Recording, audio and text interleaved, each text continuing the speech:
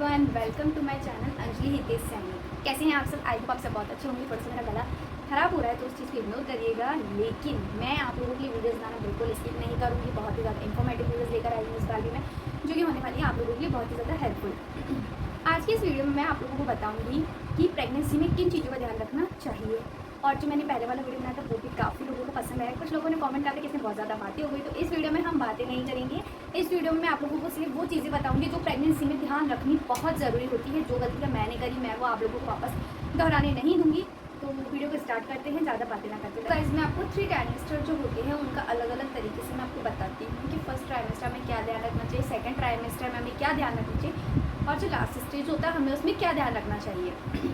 जो मैंने प्रेगनेंसी में गलती करी वो भी आप लोगों को बताऊंगी, और जिस चीज़ का मैंने बहुत अच्छे से ध्यान रखा और उस चीज़ से मुझे क्या मतलब नतीजा मिला वो चीज़ भी मैं आपको बताऊंगी कि क्या मुझे वो चीज़ करने से हेल्प मिली या नहीं। तो सबसे पहली बात आती है फर्स्ट ट्राइमेस्टर। फर्स्ट ट्राइमेस्टर सबके लिए मतलब एक बहुत वो हो जाता है डेंजरस वाला कि हम लोग अपनी हेल्थ का बिल्कुल ध्यान नहीं रख पाते। उस समय हमारी हेल्थ का हम लोग बिल्कुल ध्यान नहीं रख पाते। क्यों? क्योंकि वो समय ऐसा रहता है कि हम कुछ भी खाते हैं तो सबको मतलब वॉमिटिंग वगैरह होती है, तभी कुछ समय बिल्कुल ठीक नहीं रहती है। किसी किसी को ये चीज़ होती है कि बीपी बिल्कुल लो हो जाता है। तो ऐसी सिचुएशन में आप लोगों को क्या करना चाहिए? पहली बात तो ये कि आप लोग जितना पानी हो सके उतना पानी पीजिए, चाहे वो सर्दी हो चाहे गर्मी। इस चीज़ का आप लोगों को प्रॉपर ध्यान रखना चाहिए। अगर गर्मियाँ हैं तो आप लोग पानी के साथ साथ अच्छा लिक्विड ले सकते हैं, जैसे कि जूस हो गया, नारियल पानी हो गया। जूस में आप लोग मौसमी का जूस भी प्रेफर कर सकते हैं, और जो भी सीजनेबल आप लोगों को उस समय जूस मिले आप वो पी सकते हैं। और नारियल पानी सबसे बेस्ट होता है। अगर आप लोग रोज़ नहीं पी सकते हो तो नारियल पानी को आप लोग 1 या 2 दिन के गैप में ज़रूर पीजिए। सबसे पहली बात ये होती है। सेकंड चीज़ ध्यान रखने वाली ये है कि आप लोगों को डॉक्टर एक चीज़ देता है भूखे पेट की दवाई, जो कि आप लोगों को बिल्कुल अवॉइड नहीं करनी चाहिए। भूखे पेट की दवाई लेनी चाहिए, जो कि हमें सुबह उठने के साथ ही लेनी होती है, विदाउट कोई चाय वगैरह मतलब बिना चाय पिए ही हमें उस चीज़ को लेनी होती है दवाई। जिससे क्या होता है, एक जो वॉमिट वाला सिस्टम होता है, मतलब जो जिसको वॉमिट होती है उसमें काफ़ी फ़र्क होता है। वॉमिट किसी को नहीं होती, उससे पूरा दिन निकल जाता है, वॉमिट नहीं होती है। ये चीज़ होता है भूखे पेट लेने का। वो जो सुबह शाम डॉक्टर देता है, अगर आप चाहे तो उसे एक टाइम ले सकते हैं, बट उस दवाई को लीजिए ज़रूर। और रही बात खाने की चीज़ का हमें प्रॉपर ध्यान रखना चाहिए। बस हमें पपाया अवॉइड करनी चाहिए, कॉफ़ी अवॉइड करनी चाहिए। कॉफ़ी वाली कॉफ़ी वाली चॉकलेट आती है वो भी हमें अवॉइड करनी चाहिए, उसमें हमें नहीं लेना चाहिए। और पाइनएप्पल, इन 4 चीज़ों को हमें बिल्कुल अवॉइड करना चाहिए। और जहाँ तक ये सब चीज़ हमें फर्स्ट ट्राइमेस्टर बहुत अच्छे से ध्यान रखने की होती है, तो हम हमारा फर्स्ट ट्राइमेस्टर अच्छे से निकाल सकते हैं। बात करते हैं सेकंड ट्राइमेस्टर की। सेकंड ट्राइमेस्टर में ये होता है कि आपका जब 4 to 6 मंथ लग जाता है तो होता है कि आप लोग वॉमिटिंग वगैरह जो होती है उसमें थोड़ा बहुत रिलैक्स। आयरन की और कैल्शियम की दवाइयों का आपको कभी स्किप नहीं करना चाहिए, उसे कंटिन्यू आपको लेना चाहिए। क्योंकि आयरन एक ऐसी चीज़ है जो कि प्रेग्नेंट लेडी के लिए बहुत ज़रूरी है। अगर इन फ्यूचर अगर आप लोग डिलीवरी टाइप पर होते हैं और वहाँ आपको ब्लड की कमी आ जाती है तो आपको या तो डॉक्टर को सजेस्ट करेगा आप लोग ब्लड चढ़वाओ।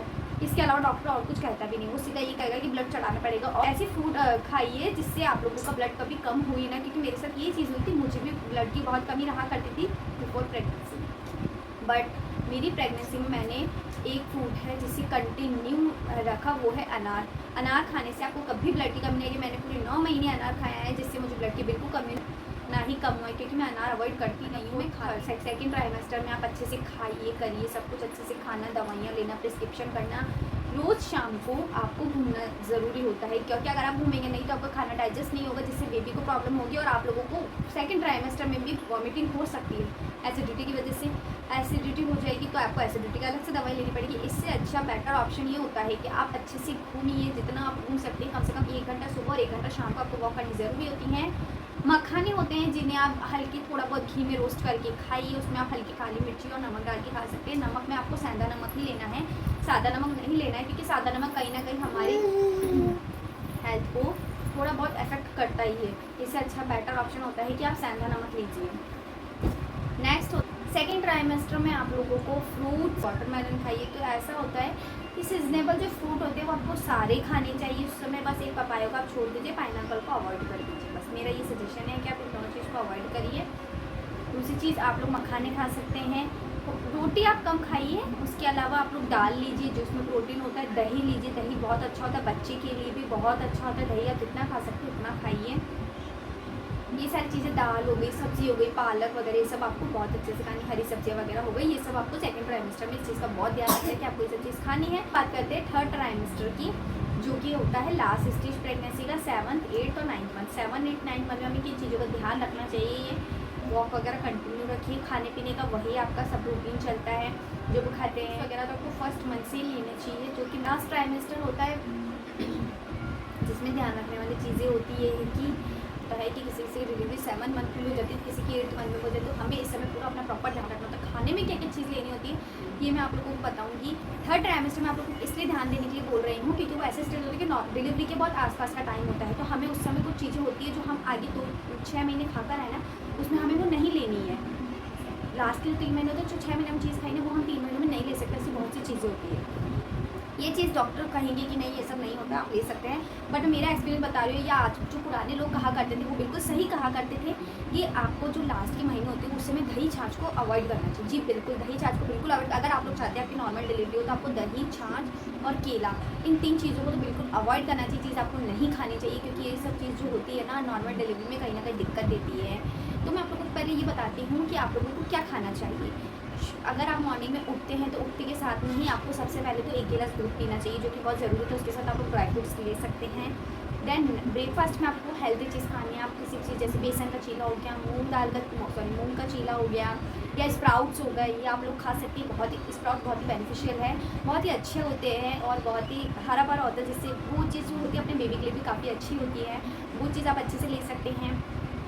देन आप लंच में ले सकते हैं पराठा, रोटी, सब्ज़ी, दाल। तो आप लोग चावल हो सके तो उसे अवॉइड करिए क्योंकि ये लोग बहुत नुकसान देते हैं नॉर्मल डे में, सॉरी दिन के खाने में। उसके बाद में अगर आप लोगों को लगता है शाम को थोड़ी बहुत भूख वगैरह लगती है तो आप स्नैक्स ले सकते हैं कुछ, जैसा कि मैं लिया करती थी। अगर मुझे शाम को भूख लगती थी तो मैंने थोड़ा बहुत नमकीन वगैरह खा लिया, ये सब चीज़ मैं खाया करती थी। हैं आप शाम की रोटी खाती है तो आप उसमें कहते हैं ना तिल्ली का तेल हो गया या और भी कुछ बोलते हैं, हमारे यहाँ तो ये बोलते हैं चिल्ली का तेल होता है, वो अच्छे से वो खाना चाहिए, चाहे गर्मी हो चाहे सर्दी। क्योंकि मेरी बेबी की ये पूरे वीडियो मैंने इस चीज़ पर बनाया है कि आप लोगों को बहुत हेल्प मिले कि आप लोगों को पूरे 9 महीने क्या खाना चाहिए और क्या नहीं खाना चाहिए। मैंने बता दिया आप लोगों को केला अवॉइड करना चाहिए, आप लोगों को दही छाछ अवॉइड करना चाहिए, आपको चावल अवॉइड करना चाहिए। ये चीज़ें होती है बहुत ही ज़्यादा हमारे को मतलब वो करती है। नॉर्मल डिलीवरी अगर आप करवाना चाहते हैं तो बहुत हमें दिक्कत देती है।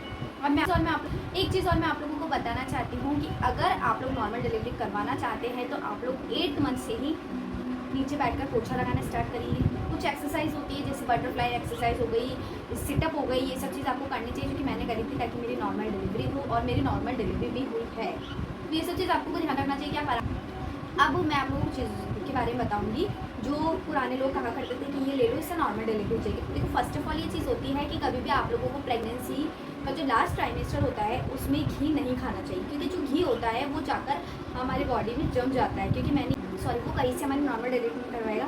एक चीज़ होती है अरंडी का तेल बोलते हैं, जिसे लोग बहुत जो पुराने लोग होते कहते थे कि ये पिला दो। मैंने अरंडी के तेल की पूरी 1 बॉटल होती है जो कि आती होगी शायद 400 ml कुछ करके आती है, मतलब इतनी बड़ी बॉटल थी। मैं आपको साइज़ बता दूँ, इतनी बड़ी वो बॉटल थी। वो बॉटल रोज़ 1 ढक्कन मैं दूध के साथ लेती थी। वो मैंने कंटिन्यू 1 मंथ लिया होगा, कुछ फ़र्क नहीं पड़ा। मतलब जो मेरी डेट मेरे को पूरा 9 मंथ लगकर ख़त्म हो चुका था और मुझे बिल्कुल कहीं पर भी कोई फ़र्क नहीं दिखा। मेरा नॉर्मल डिलीवरी कोई चांस नहीं था। जो सिचुएशन 9वां महीना लगने पर मेरे साथ आई थी वो मेरा एंड होने का था, वो सिचुएशन मेरी बनी हुई थी। मेरा कहीं पर भी चांस नहीं था कि मेरी अब डिलीवरी होने वाली है, जबकि पूरा 9 मंथ कंप्लीट हो चुका था। तो आप लोग ये गलती बिल्कुल मत करिए कि आप ये ले लो, ऐसा कुछ नहीं होता है। आप लोग सिर्फ एक टैबलेट आती है ड्रॉटिन करके, वो आप लोगों को लेनी चाहिए, जो आपके सर्विक्स ओपन करने में बहुत हेल्प करती है। मेरी भी बहुत हेल्प करी थी, बट मैंने स्टार्टिंग में 1 टैबलेट करी, उसके बाद मैंने 2 ड्रॉटिन टैबलेट आती है जो आपकी बहुत हेल्प करती है, जिससे आपकी सर्विक्स ओपन होती हैं। तो आप लोग वो ले सकते हो। मैंने भी वो टैबलेट ली थी, बट कहीं ना कहीं मेरा उससे भी मतलब मेरे फ़र्क नहीं पड़ा। तो जो चीज़ सिचुएशन मेरे 9वें मंथ स्टार्टिंग से लगी हुई थी वो सिचुएशन मेरे एंड तक बनी थी। बस ये था कि मैं जाकर एडमिट हो चुकी थी कि मुझे डिलीवरी करवानी है। और हाँ, शायद कुछ ऐसा भी था कि मेरे साथ 1-2 सिचुएशन ऐसी हुई थी जिससे मुझे लगा था कि नहीं अब मेरी डिलीवरी होने वाली है, इसलिए मैं वहाँ जाकर एडमिट हुई थी। बट मेरे ड्रिप चढ़ने के बाद में स्टार्ट हुए थे दर्द। मेरे दर्द पहले स्टार्ट नहीं हुए थे, तो फिर मैंने उस ड्रिप को हटवा दी थी कि अब मेरे नेचुरली पेन आने दो। तो नेचुरली मेरे पेन आए तो मैं रात को एडमिट हुई थी, तब जाके मेरी बेबी गर्ल हुई थी। तो आई होप आप लोगों को वीडियो बहुत अच्छा लगा हो, बहुत हेल्पफुल लगा हो। अगर इस वीडियो में भी आपको कोई कमी लगी तो आप नीचे कमेंट सेक्शन में बता सकते हैं। मैंने अपनी तरफ से पूरी कोशिश करी कि मैं आप लोगों को हर एक चीज़ बता सकूँ। मैंने सारी चीज़ आप लोगों को बताई है, जो चीज़ मेरे साथ हुई है, जो चीज़ मैंने गलतियाँ करी वो गलती आप मत करिएगा। और बहुत मतलब आप लोगों को नॉर्मल डिलीवरी अगर करवानी होगी तो ये वीडियो आप लोगों के लिए बहुत हेल्पफुल है। Thank you so much. इस वीडियो को बहुत प्यार दीजिए। अगर आप लोगों को वीडियो अच्छा लगे तो लाइक शेयर कमेंट जरूर कीजिएगा। Bye bye.